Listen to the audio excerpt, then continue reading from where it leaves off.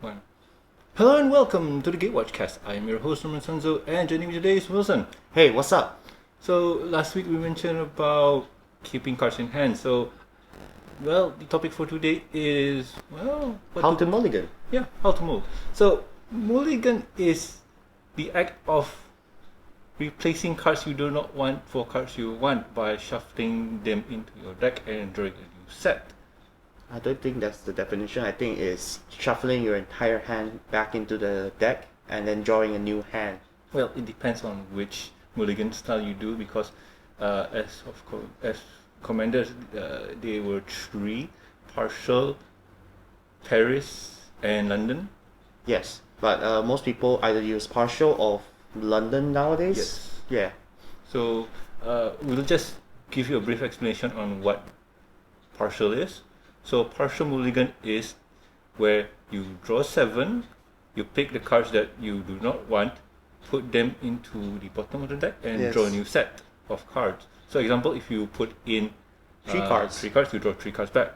Yes. However, it's the same as any mulligan. If you, let's say, still do not like the cards you put in 2 for the second time, you can only draw 1. So each time you have the first one is always free as usual.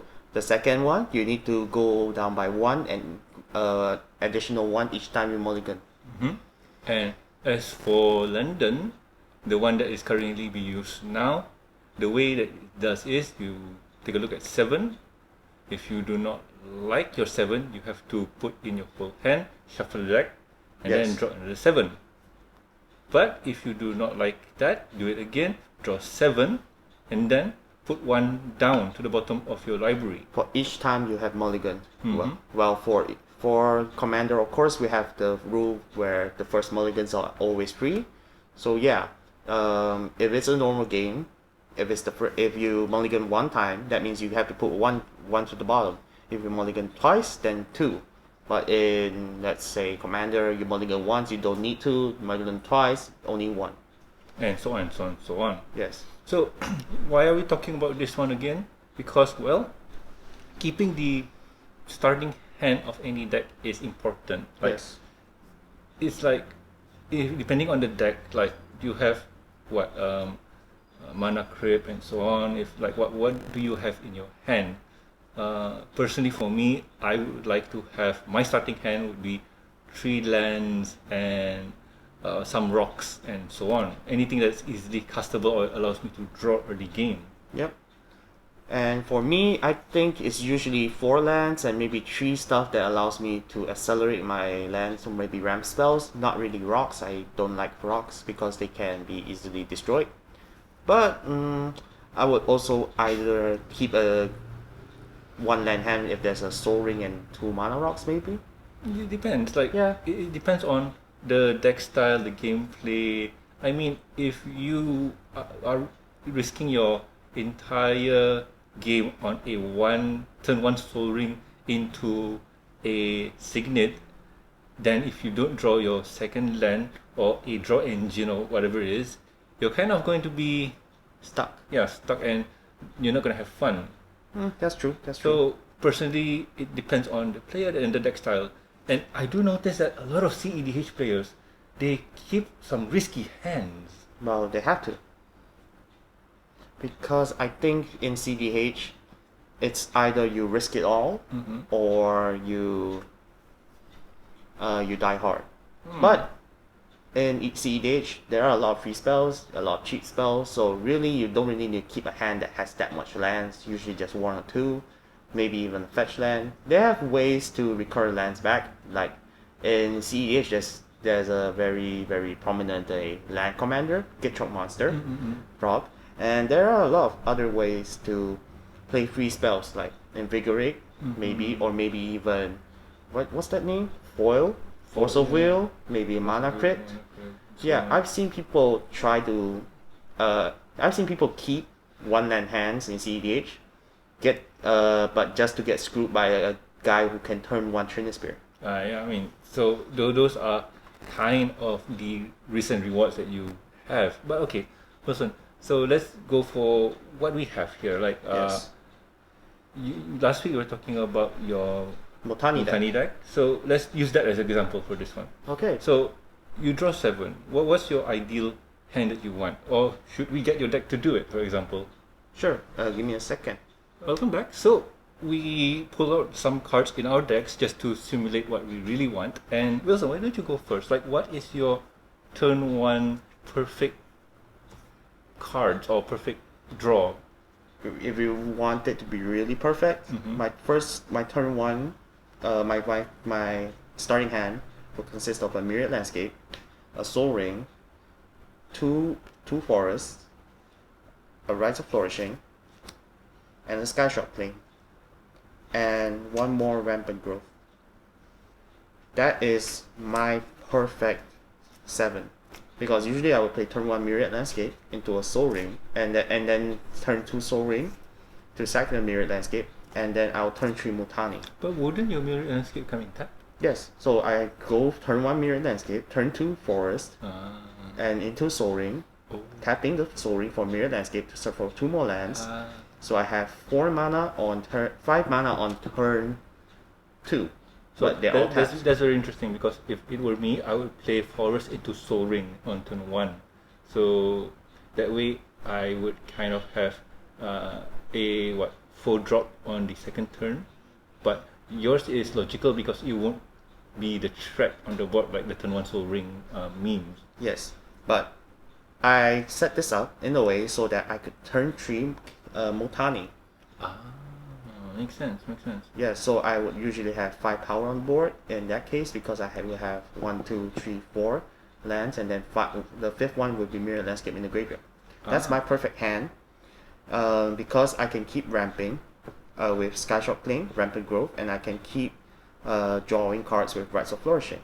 So that's my perfect hand for me.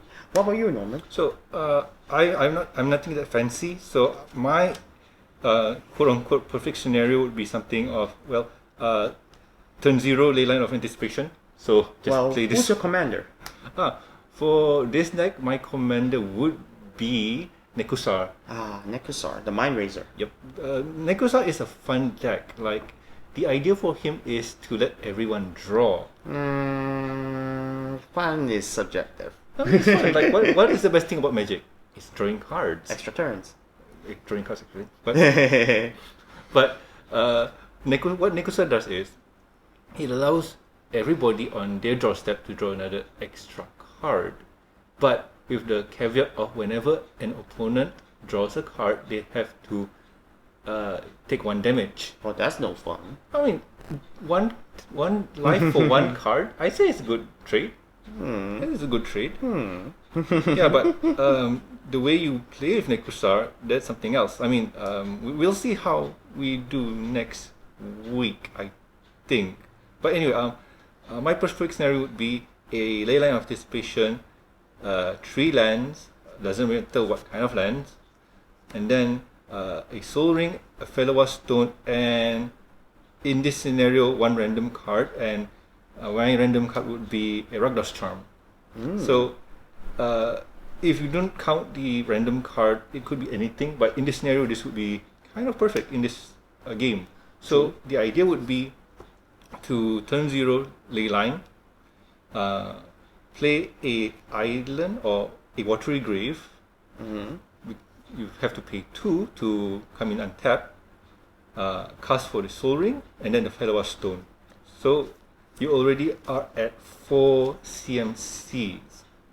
Now, when it comes back to you, you play another land, and you'll stand by the Rakdos Charm to destroy one of the artifacts on board. Usually it would be a Soul Ring or a one of the rocks. Usually it would be that. True.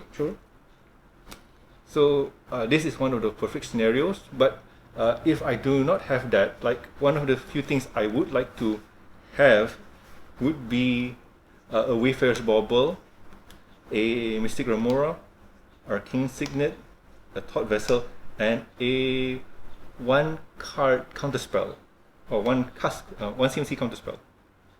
So I do put in this card called Force of Fruition.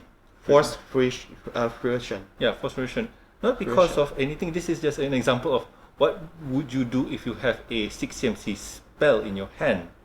Obviously, put it in and get another card because you do not want this early on. It's not great for you. Well, technically, it would be great if you could if you can get your commander out and everybody will be friends with you. Probably, but I never got it out. So put it in, take out a new card, and hey, it's Lightning Greaves. So this would be another good flow to have, but it depends on what you really get.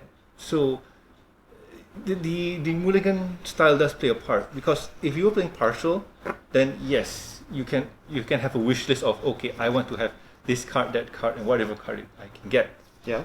True. But because of the official way is to London Mulligan, so you have to be really careful and adjust your deck accordingly. Yes. Well, from my perspective, there's actually no correct way to mulligan. Mulliganing is just a random thing that you have to do. However, just remember to shuffle your deck properly and pray to the gods. Yeah, but still, it's one of those cases where you want to decide. It's like decision making. You need to decide what you really want to grab out of the deck. Like, I mean, this doesn't really have. Sorry, this is not exclusive to Commander, but this can be carried over to all formats. Yes, correct. Okay, usually Commander is a very casual format, so I won't tell you to go and think competitively. However, if you are playing with friends and you say, oh, let's play a bit competitively, then I would say that when you are evaluating the cards in your hand, whether to mulligan or not in a partial mull, I would say think of reasons why you need that card in your hand. Okay, except for lands, think of the reasons why you would put that card in your hand, and do you need it now or do you need it later? Is there enough information of you? Do you know your what your friends are playing? Well, you can see the commander, so maybe you can think of what they might play. So that is what you need to remember. Remember to evaluate each card carefully in order for you to know whether or not you want to keep the card. It's true. And a good example here is, okay, you got a few lands and you got a Dig Through Time. This is turn 0, by the way. So you take a look, see. Dig Through Time is a really good card. It's a 7 cost total? It is 7 cost, yes. Yeah, 7 cost total with Delve. Delve. Yes. Delve. So you get to look at the top 7 cards of your library and pick 2 and put them into your hand. Yes. And put the rest in the bottom library, if I'm mistaken? Yes. Yes. So yeah, that's a really good card, but in turn 0, it's kind of useless. You don't have much to do because you can't delve, you can't really cast it, so it's a dead hand. Yes. So what you want to do is put it back into the deck and get a new set of cards. This does work if you're playing partial, but if you're playing in London, you still have to reconsider, okay, do I really need this card or not? And if you have let's just say land,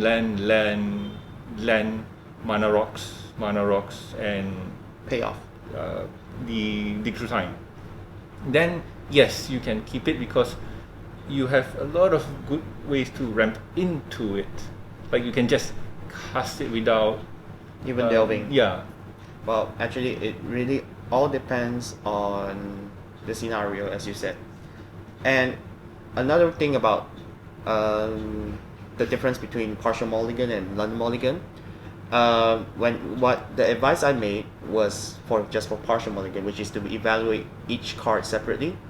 For London mulligan, if you're London mulliganing in Commander, you need to evaluate your entire hand. You need to evaluate whether or not this will be useful in the early game, what your early game play is, your mid game play is, whether or not you'll be able to draw the right cards for your late game.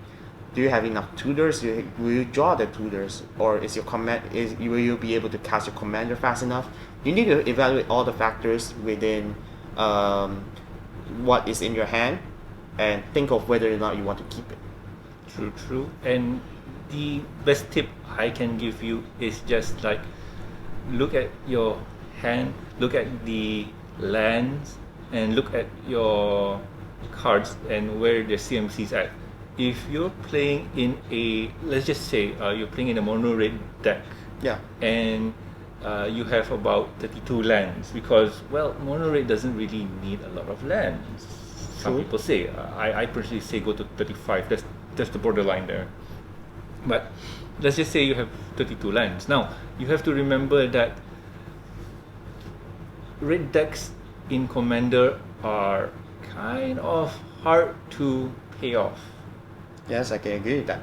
They don't really have the stamina, as they say, unless you really built it in a way that has a lot of stamina.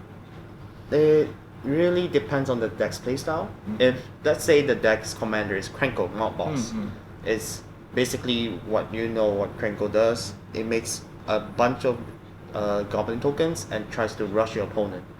So basically, you turn 740 something the goblins, probably. And then what kind of style you're going through, because if you're playing Krenko and if you're going to make tiny 1/1 goblins that comes in every turn, and then you're going to play things like Impact Tremor, where every time when a creature comes in, it deals 1. Yeah. Or if you're going to play the mill tactic, where you play with Altar of the Brood, where if a permanent comes in, you mill 1.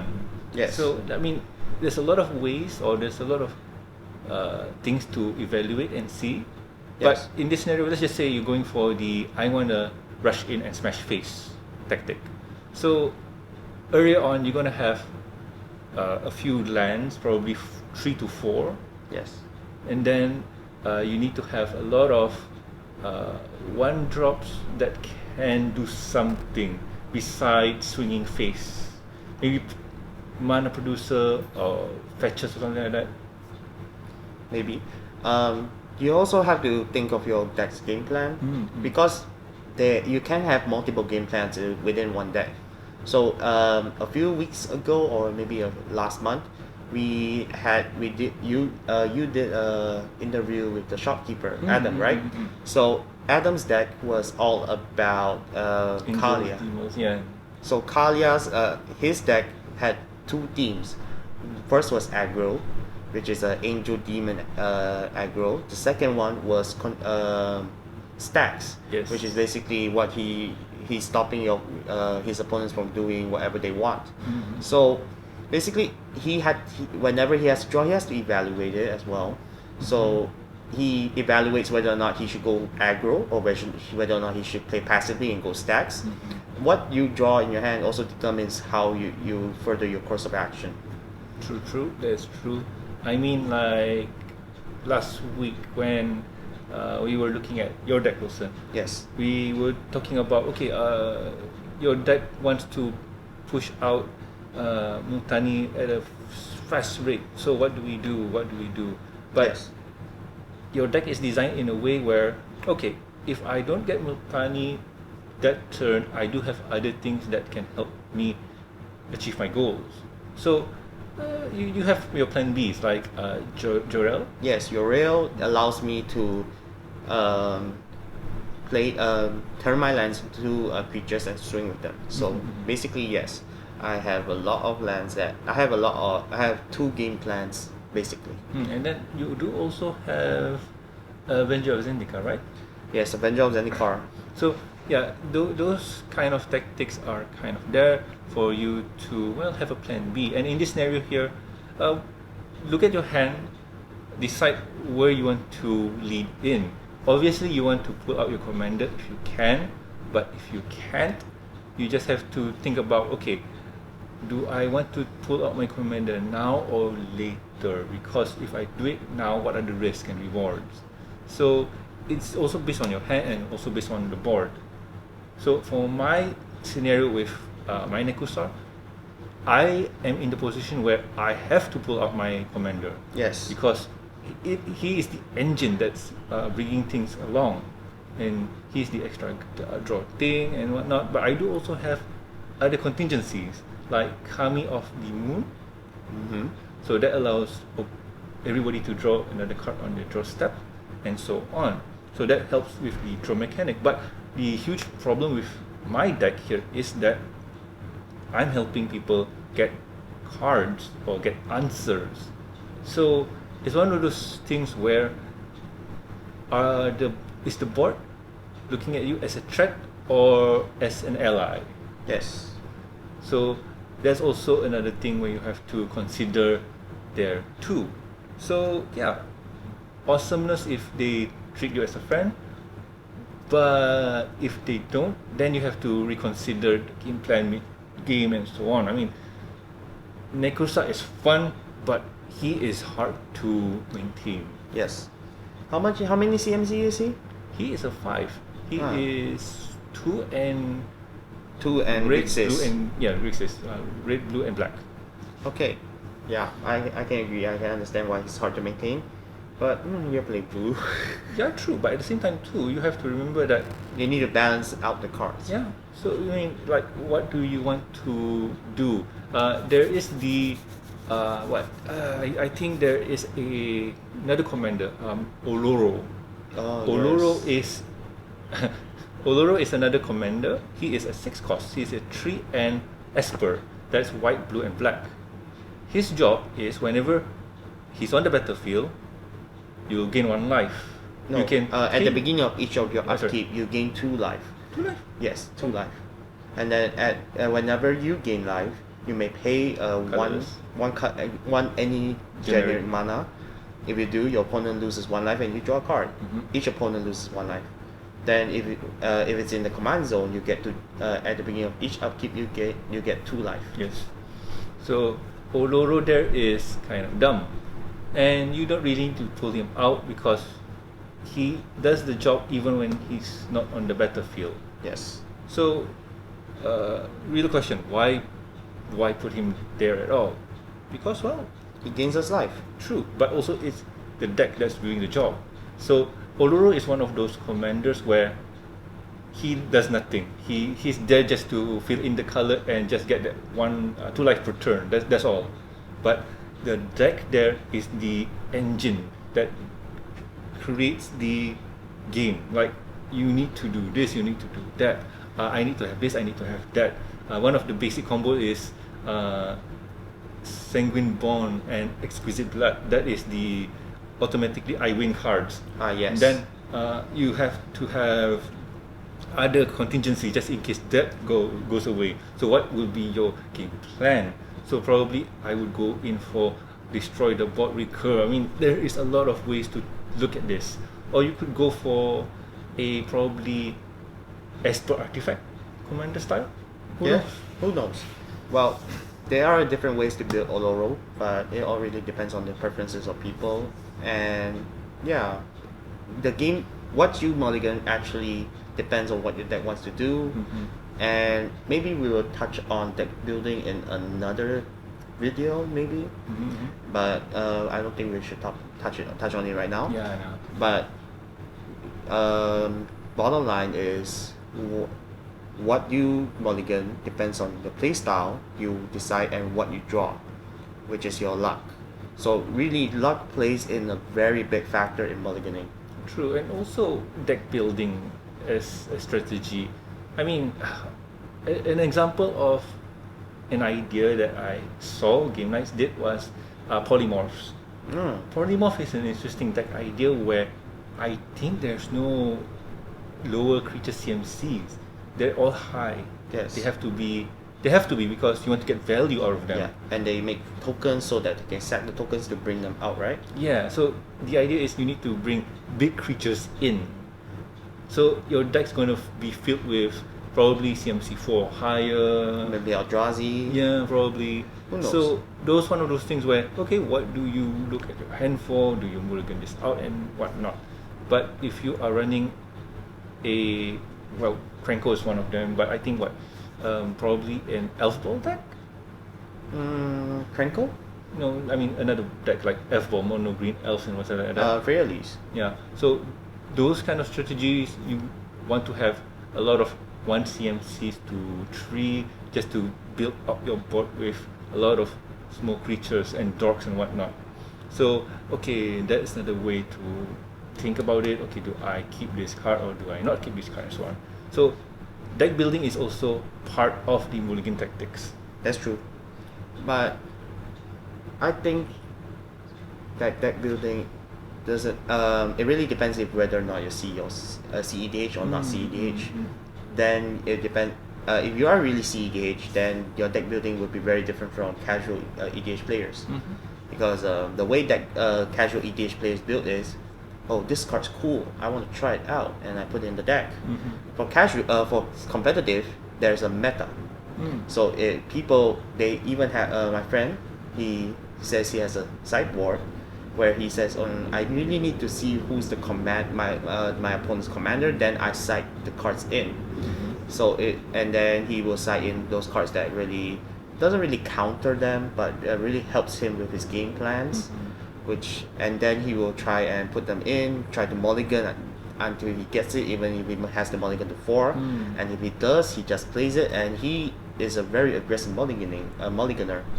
So he will try to mulligan until he gets the card. So we need to highlight one of the rules. In Commander, there's no sideboard. Yes. But as your friend here, I'm guessing he's the type of guy who kind of, that was fun, but I want to win. So I'm going to remove this 5 cards to put in my other 5 cards. So let's try again. No? Whenever he's playing a competition, he will do that. In a because they have a weekly CEDH league, and they allow tweaking of the deck list as long as the commander is the same. So that's one of those scenarios there. But yes, if, like you mentioned before, your friend's an aggressive mulliganer. Yes. So in standard or one of the non-singleton formats, aggressive mulligan can work for you or can work in your benefit because you have more than one copy of a card. So you get a high chance to get the cards that you need to combo off or just get a hit in the game. Yes. Even if you're on 4 cards, which is kind of dangerous, by the way. Yeah. However, if you're in CEDH, usually they will go with the London mulligan, the full mulligan, because of fairness. So and that's the format. Yeah. And here's the thing. Back in the days, the Paris mulligan? No, partial. Back in the days of partial, it's kind of a lazy deck idea. Yes. Or lazy deck building. And the reason why is, if you're playing a commander, let's just say Narset. Turtle Wheels? No, Narset. Master of... Which one? The Jeskai one? Yes, Jeskai Narset. Enlightened Master? Yeah, Enlightened Master. So, Narset there, could you bring it up and read her ability, please? Sure. Right. So what do you think? So Narset Enlightened Master is a 3 and blue red white. It's a 3/2 legendary human monk that has first strike and hexproof. And it says whenever Narset Enlightened Master attacks, exile the top 4 cards of your library. Until end of turn, you may cast non-creature spells from among these cards without paying their mana cost. Alright. So in terms of competitive play or partialing, what you really need is a Basalt Monolith. Yes. Plains, island, forest. Sorry, plain, island, and mountain. That's about it. Yeah. That's about it. And then probably some counter spells just to be safe, and probably silence and so whatnot. But yes, that's about it. So you could mulligan aggressively to get those cards that you need. So you look at the top 7. Okay, I don't like this. I don't like this. I just keep what I really need. Go in, look back again. Oh, I don't get it. I do go in, go back again, until I get what I need. So, true. In terms of deck building strategy, you could have 30 lands and you still work because you're already tutoring for what you really need. Yes. So, the partial was kind of a lazy, what you call this? Deck building. Strategy. Deck building strategy. It kind of puts you in a spot where you don't really need to think. You just put in lands, and okay, here are my engines that I need to go off. But now you have to be quote unquote creative with your build because you can't have 30 lands because you might not get those lands that True. you need. So yeah, you have to be creative with your build. So this is going on to the deck building topic, which we kind of don't want to, Yeah. but it touched upon the mulligan stuff. So just mention it a bit. All right. But besides that, besides what thinking about what you really want and need, and Predicting what you will play in your hand. and then the commanders and whatnot, what else do we need to cover? I don't think there's anything we can add on right now. Yeah, I think we kind of quote unquote covered everything, because if we were to just talk again, it'll be just repeating the same thing. Yeah, and if we were to branch into the deck building, it would be a whole other topic. Yeah, I mean, deck building is a specific topic that I think we should delve deeper into and not just sprinkle it into a yeah, video. So because yeah, there's psychology into it. Like, what do you put in? What do you Yes. put out? Do you put in this 10 cost card, or is it worth it or not? And so, I mean, there's Yeah. so much to talk about. yeah, and probably if we were to talk about it, Norman will go into the casual side, while I go into the competitive side. Yeah. And that's a video you guys I think would want to see. It could be a debate. Yeah, I mean, it depends, because Yeah. combos and another thing also. I mean, True. Yeah. Well, I think that's That's it for this For one. But the topic. Yeah. let's head into another hot button topic, which is the latest secret lair. Yes. So I think most people have heard about the new Secret Lair, Mhm. Secret Lair Extra Life 2020. Mm-hmm. Now that the dust has settled, the fires are still simmering. Mm-hmm. I think Extra Life is actually a very good Oh yeah, Secret Lair. I totally agree. Okay, before we get into it, we have to talk about the cards that they're giving, and the cards are the Fairy's Protection, Amulet of Vigor, Emerald Rigor, Consecrated Sphinx, yes, and also Collect the Company. Collect the Company, yes. We got no idea what the fifth card is going to be. It could be a stained glass Planeswalker for all we know. Who knows? Yeah. But I think that the art is very gorgeous. Mm-hmm. I especially like the one where Teferi is holding his daughter with magic. Mm-hmm. That really shows him Teferi's father figure. Yeah, and also the card is called the Fairy's Protection, so he's doing everything he can to protect his daughter. Yeah, Niami. So that is already awesome in terms of lore. Yes. But no, besides that, all the cards there are expensive. Yes. Like the Fairy's Protection by itself is already what? $80. Yeah, $80. Consecrated Sphinx is already 60, 30, something like that. Yes, around there. Yeah, Amulet of Vigor is 15. Yeah. The non-foil version, but the foil version is around 45. Yeah, but I was shocked because I have a Amulet of Vigor Oh, by you didn't know? chance. Remember when I played with you? Yes, I remember that. Yeah, so it's like, this is expensive. I didn't know that. I thought it was just like $5 because I got the Mystery Booster. Well, it's because it's a play in modern. and That's so on, why. Yep. And then what was it? Collect the Company. Collect the Company is one of those cards that I feel is a bit head scratching, because I came into that format or into that block. So looking at Collected Company is kind of strange for me to say, oh, this is good. Why? Okay. Let's not talk about Commander. Let's talk about Standard. Or maybe modern and so on. And 60 card formats. So if there's 60 cards, you look at and you draw 7 cards. So that means you only have like a fifth of the deck left, right? 5/6 of the decks left. If you cast Collect the Company on turn 1, through some miracle, you're looking at the top. You're looking at a fifth of your deck already. And to put 2 creatures onto the battlefield immediately. It doesn't say cast it. It doesn't say put it in your hand. You just put it on the battlefield. So the reason why people play Collect the Company in modern is because there are a lot of cheap creatures that do combos. Okay, that makes sense. Yeah. But Yeah. all of the cards that we mentioned here are pricey. They're really pricey. They're really pricey. And for Wizards to reprint them in this set is really good on them. But here's the thing. With the recent debacle of the TWD. yeah, The Walking Dead, that one was at $50, and the Extra Life. Extra Life 2020 is $60, where $30 of it goes to charity. Yes. So essentially, you'll be paying $30, and $30 is to charity. And Yes. the professor recently did a video on where does the money go and whatnot, and he mentioned that Wizard doesn't use your $30 as their tax return for charity. No, no, no, no. Technically, they're forcing us to give $30 to charity, while $30 are for the cards. So yeah, I mean, it's okay. I'm tempted, but I don't have the cash for it. I do not really think they are. Well, okay. Consecrated Sphinx, and Temporary Protection and Emerald Vigor were all recently reprinted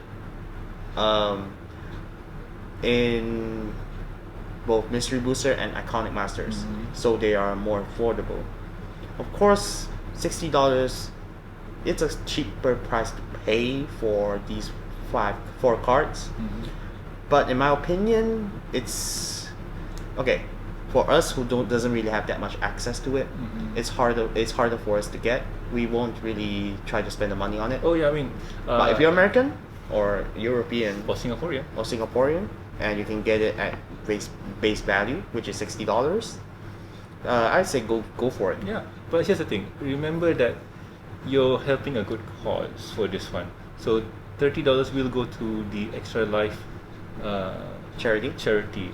for the Seattle Children's Hospital. Yes. Fun fact: I participated in Extra Life a while back. Oh, I when did was a it? 24-hour game stream. Oh, when was it? That was what, 2 or 3 years ago? What, 2014, I think. Okay. That was 6 years. Yeah, I don't remember. I love math. But still, that was a fun experience. I spent countless nights and days playing a game that I really didn't like or what. I played Alan Wake. What? Yeah, Alan Wake on PC. That was fun. Okay.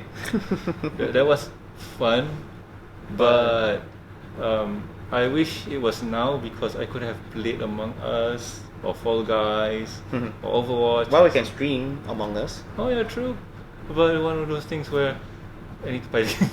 But no, that's besides the point. Yes. The point is, if you do not want to work at Extra Life and ask people to donate for Extra Life, you could just buy this one and get 4 really awesome cards, not including whatever the hidden surprise card is going to be. Yep. Who knows? And to be honest, you're supporting a good cause. You are getting fantastic cards at a good value, and you can get much. You can resell them if you want to, but I would choose not to. It's very valuable. Okay. They're all in foil. Yeah, true. Oh, that's the bad part. Oh yeah. Yeah. Oh yeah. Oh, the secret feature. Yeah, the secret layer. The secret feature, secret layer. Oh. And yeah, the professor did a breakdown on everything, so I don't really need to repeat what he says. Go check out his video. But in the end, it's up to you. Like, do you want to spend this much? Because like one of our friends says, just ship it to Singapore and you could just Get it from Singapore. Yeah. If you're Malaysian. Yeah, but problem is the pandemic is kind of stopping everything. Yeah, but you can ship it. You can still ship it. Yeah, but still the tax will come in. Then like, Yeah, that's so, that's beside the point. Yes, but so if you're American, or if you're European, Or Singaporean, whatever country that's listed in the thing. yes, Yeah, there's also on you. You could try and get it that way. try to get it. Try to support Extra Life. You're doing a good cause. That's all. Even if you do not want to spend the $60 on Magic, you could just plop in $10 just to support. So it's all good. It's all good. Yeah. So anyway, let's move on to the next topic, and next topic is combo of the day. So combo of the day. I noticed I've been asking you a lot, so I'm gonna try and take over for a bit. So And Norman, what's the combo of the day? so I think I mentioned this before, and that is Sanguine Born Exquisite Blood. I don't think we talked about this one yet, right? No. So okay, Sanguine Born's ability is, well, Sanguine Born is a Enchantment. enchantment for 2 blacks and 3, if I'm not mistaken, because I remember the casting was a bit high. But anyway, the ability is whenever you gain life, Target opponent loses that much yes. life. So that's been done everywhere, right? That ability has been done everywhere. Yeah, but you can use a cheaper version, which is Veto. So- Was it? I forgot. Or Veto. even the Orzhov creature. Or whenever the odds of one, To cost Orzhov, you have to pay something, and whenever you gain life, each opponent loses life, the same amount, I think. But yeah, there's that too. So Sanguine Bond's ability has been done, Yes. but the one that's not been done ever, I think, yeah. is Exquisite Blood. Exquisite Blood is whenever opponent loses life, you gain that much life. Yes, it's a 4-and-1 black enchantment that has never had another version of itself be reprinted. Yep, or it's never been, or the ability's never been copied Yeah. to another thing ever. Yes, never. The closest we can think of is, I don't think there's any. Yeah, there's nothing close to it. Yeah, there's nothing close to it. It's a very, very unique yet very expensive card. Yeah, It's and like a reserve list card. probably. But the thing is, funny story for this one. I got my copy while I was down in Australia for Ooh. vacationing, and back then it was already expensive. Oh yeah. Well, what, 20 Aussie dollars? Well, I 20, think 30 Aussie well, I dollars? think because Sanguine Bond was reprinted in quite early, I think. Probably before that, but still, it's one of those scenarios where, yeah, this combo is mean. This combo is mean. Personally, for me, I like to use the what you call this? I like to use the Exquisite Blood Sanguine Bond combo because you have to have 10 mana to execute this plan. Yeah, which is why if it were me, I would play the cheaper version, which is Veto Exquisite Blood. Oh, true. I mean, for me, I do it because I want to have a fair game. But if I were to just say, okay, I want to win at all costs, I'll just try and find the cheapest way to get it out. Yeah, but to me, Veto is fairer because he's a creature and he can be stopped. But the stack, oh, that's another topic for another discussion. But I think that's all for combo today. Yep. So let us get into the next one, which is the end step. Yep. So, ending here is okay. If you guys have any questions, concerns, or suggestions for the show, you can email at us at thegatewatchcast@gmail.com. And also, please subscribe and rate us on iTunes, YouTube. Don't forget to press the bell icon to stay up to date. And also, there's also something else. No, there's something else. There's another show. So anyway, links will be in the show notes. Go check it out. And well, if you have a suggestion for us, do write it down in the comments below or email. We'll send it. I will take a look, see, and we'll respond because we like ideas. If you guys have any ideas for us for deck tags, top 10 list, or discussion, or maybe debate, depending. Yep. Just give it to us. We'll take a look, see, and we'll do it. Sure. And if you have any friends who are interested in EDH, please share the video with them, and please share our video on any social media platform. Yeah, the support is needed. Thank you. Yes. So anyway, I have been Roman Sanzo. And I'm Wilson. We'll guys catch you next week with another fun episode of the Gatewatch Cast. Bye bye. See ya.